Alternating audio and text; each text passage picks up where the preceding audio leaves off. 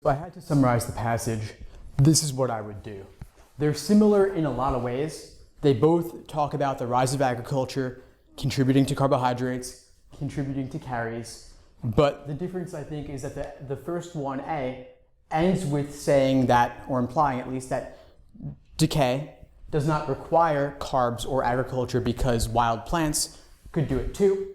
The second passage, B, ends by saying that not all carbs are necessarily equal, that there maybe have been a shift from sweeter carbs like sweet potatoes to rice, which is less cariogenic. So I think this is the major difference. This one talks about wild, and this one talks more about not all carbs being equal, differences in carbs, their cariogenic potential. Now, before going any further, I want to stop and deal with this whole caries thing, because it's an unfamiliar word. It is a way to, of course, increase the perceived difficulty of the question, and I don't want that to throw you off. So I looked at what caries actually are. It's basically tooth decay. But so you could, whenever you see caries, you could replace it with the phrase tooth decay. But I think of teeth, I think of cavities. So when I have to say, whenever you see caries, think of cavities, and that is really, I guess, a form of tooth decay anyway, right? So that's how I would break it down for myself. And then when they say something like cariogenic, that means cavity causing. So that's how I would kind of dumb this down for myself and simplify it for myself. I think there's really quite a bit of overlap between these two. So remember, Jacob, yesterday you mentioned that idea of reading only A and then walking through all the questions, just dealing with that particular passage, then reading B and doing the same thing. And I think that might be helpful in other cases, but I honestly felt they were so lined up here that I didn't really feel a need to do that. I felt like they were really overall talking about the same thing, more so than maybe other dual passages, and so I just did it as I normally would, honestly. You could consider doing only number 17 first and reading passage B first, knocking that out, then doing A, and then doing all the questions associated. But looking at 17, I feel like you could just see, okay, fiber and grit, skim for that in passage B, find it and knock it out. So anyway, how do you all feel about this one? As bad as the other one? Not so much? Nothing's harder than the mirrors one, right? So this one, I think, also, it's nice because they were shorter. I think given that topic wasn't too complex, if you knock out the caries thing and replace it with cavities, I thought this passage wasn't too bad, but of course, as always, there is a lot to juggle here. So I'd probably just do the questions in the order given, honestly, since, of course, they all but one are referring to both of them. And 15 is a general main idea question anyway, essentially. What are they both primarily concerned with? And this already tells you, if you're at a loss for how to deal with these two passages, they're telling you in the text of question 15 that they are both primarily concerned with the same topic. There isn't a whole lot of variation between the two relative to other dual passages where it might be like one's talking about insects overall, the other's talking about bees in particular. Then you have to find the common ground. Here they have primarily common ground. This is where they differ just in terms of what they talk about towards the end. So number 15, I would just look at how are they talking about these things. Let's scan for a choice talking about that specifically. And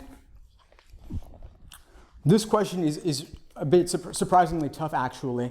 I think that the correct answer here, honestly, is more like the best of the worst than anything else. Like I look at A, and it doesn't jump out to me as being a great answer choice. It doesn't talk about carbs at all, doesn't talk about caries at all, or cavities or anything of that nature. So I don't like it at the start, but I'd still keep it in mind at least because it is technically talking about evidence of sorts, right? But let's leave it alone now, go on to B. The overall health of human populations, the impact on the overall health. Far too broad. They're talking specifically about caries, about cavities. So I would knock that out. C, carbs on caries, effects of carbs on caries. That sounds pretty good until you get to the very end of the choice, talking about strictly agricultural societies in particular.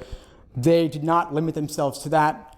Passage A, final paragraph, talks about non-agricultural societies, non-agricultural populations. So that alone knocks it out. And then passage B, of course, hunter, gatherer, cultivator. It is saying increasingly dependent, but maybe not strictly agricultural in particular. D is far too broad, not talking about carbs or caries at all. And just when the first agricultural society arose, it's not about the first one overall. And then E's focus specifically on pre-agricultural populations, but we also want to be concerned with agricultural as well. So I would knock out E, and by elimination, A. Even though I don't love it, it's the best of the worst, and technically they are talking about evidence of agriculture, just specifically about evidence of agriculture with related to the caries. The evidence of agriculture is when you see tooth decay increasing, that suggests agriculture may be going on, even if it's not necessary to have cavities. Increased prevalence could suggest the presence of the carbs. So surprisingly enough, A is the answer here, even though it's not what I would love at first glance. Going on to 16, distinguishing the Banchang populations in B from the population in the last paragraph of passage A. So, of course, I'd want to focus on the Banchang population, what's going on with them, versus what's going on with the population at the end of paragraph A. How are they different? Well, I'm thinking about this. This is where passage A ends. Decay doesn't require carbs or agriculture, and we do have the discussion of these non-agricultural populations eating wild plants. So they're not cultivators, in contrast to those in passage B who do start to cultivate things. They are hunter-gatherer cultivators. Maybe they're doing a mix of multiple, but they are cultivating, whereas in passage A, they say non-agricultural, implying no agriculture. So I'd look for a choice saying, basically, passage B people, they're farmers. Passage A people are not farmers. And there's a choice that fits that. Choice B saying, Banchang populations in B ate cultivated foods. Passage A, people in last paragraph, they did not, they ate wild foods. They were non-agricultural. So that's the fit there. Anything seem particularly tempting on this one? We don't really know anything about them other than those two facts. So I think that B is a good fit here. Otherwise, they seem pretty much just like they're both eating carbs, but that's it, really. Going on to 17, fiber and grit in the diet. So I'd be scanning, of course, passage B specifically, looking for references to fiber and grit. Where do we have that? Just scanning. 47, line 47. Reduction of fiber or grit may diminish tooth wear, thus increasing caries. However, severe wear may also result in caries. So there's a lot packed into that. Diminishing tooth wear. What they're saying is that if you decrease tooth wear, then you could increase caries, which on the face of it might seem strange because you think that tooth wear is bad and causes caries, but that's not what this is saying. This is saying that specifically, if you reduce, and I can even add on, decrease grit, then you decrease tooth wear, because grit obviously wears on your teeth. You decrease the grit, but they're saying you decrease grit, you decrease tooth wear. If you decrease tooth wear, then you increase caries. That's what they're saying. We have to take them at their word on that. Then following that, severe wear may also result in caries. So if you have like lots of wear, then you also increase caries. So reduction can increase caries, increase can increase caries. So basically you can't win, you're getting caries either way. And there's actually some logical reasoning questions like this too, where a little bit of something can have one effect, but more of something can have the opposite effect. It's strange how that can work, but that's just life. Science is complicated. So that's really what they're saying in 47 to 50. And so I'd look for a choice that matches this. Reduction causes caries, and increase also causes caries. And that's exactly what A says. I don't think they really say anything else about fiber or grit. So I think overall, just unpacking this does the job for you on it. Let's go on to 18.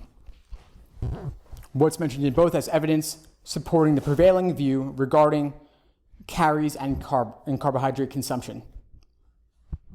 That's circling back to this. What's the relationship? Agriculture, carbs, Caries. That's the general flow that we see in both passages. And so the evidence, you could try to even just reason through this a little bit if you want to, but I would look for, if you can, a reference to those in the passage. So we have in passage B, lines 43 to 45, increased Caries may result from increased consumption of starchy, sticky foodstuffs or alterations in tooth wear. And that's coming from reading up a little bit, agricultural intensification. So that's the overall flow, really. And just prior to that, dental caries, line 41, 42, dental caries is uncommon in pre-agricultural populations. And then support in paragraph 1, passage A, lines 20 to 22, more agriculture, more caries. But overall, that's the connection here. And they're talking about, in contrast to those who did not have agriculture, they did not have as much in the way of caries, even though they could still have caries in addition, despite lacking agriculture. So that leads us to B. That's the flow overall for both. I think a lot of these are referring to things that are only in one of the two, like D, wild foods. I think that's only in A, in line 29. I don't really see it coming up in passage B. And then fiber and grit, of course, was from question 17, back in passage B specifically. A lot of wrong answers might refer to only one of the two, or maybe not at all. I don't even think highly processed foods, they mentioned that in 27, but not in passage B. And he also says overall human health. Yeah, that's another good point as well. Far too broad. Nice. All right, let's look at number 19. Both agree with what about caries overall? Well, first off, they would agree that caries are caused by carbs, caused by agriculture. So I'd scan for that, but of course that could be too easy. So I would look for maybe something different if I didn't come across that. I don't see a choice saying they both agree that caries are caused in many cases by agriculture, in many cases by carbohydrates. I don't see anything saying that outright, so it's going to be something a little bit different. And the other things they talk about are basically saying that there's variation, that there's not a clear direct correlation between more carbs and more caries, and carbs are not sufficient to always guarantee caries in a direct linear relationship, and caries are also not exclusive to carbohydrates. Other things could cause caries as well. And so, again, the variation on this, I think they're talking about in the end of paragraph 1, passage A. They say, caries formation is affected by carbs texture and composition, so not all carbohydrates are equal. And they say in line 30 as well, high cariogenic potential, indicating that not all plants are equal in their cariogenic potential. It could vary.